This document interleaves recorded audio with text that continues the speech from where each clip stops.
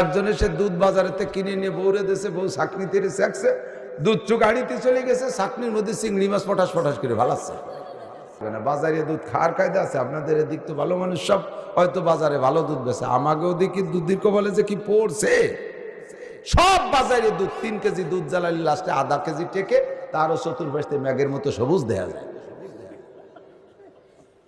রং দনু হয়েছে, দুধ জ্বালালি পাশে রং দনু হয়, 7 কালার। জানেন কি আজীব?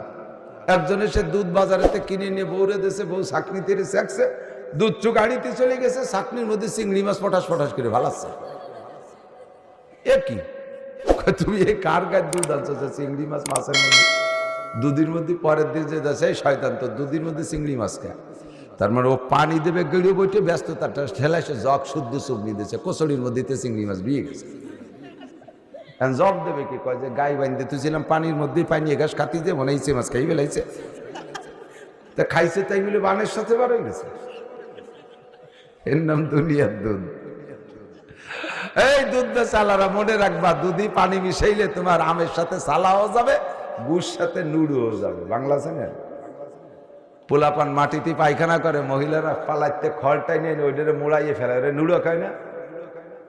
তো ফেলাবে তো ময়লা, ময়লাটুক ফেলায় খড় কি আবার গড়ার মধ্যে এনে দেয় নাকি?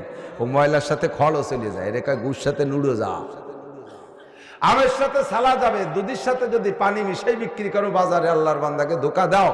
নিয়ামত জান্নাতি নিয়ামত দুধ, এর ভিতরে 2 নম্বরই করো। প্রথম মরবে বাছুর, এরপরে মরবে গাই। প্রথম মরবে বাছুর, এরপরে মরবে গাই, এরপরে পাল ধরে শেষ, গোয়াল ধরে খালি।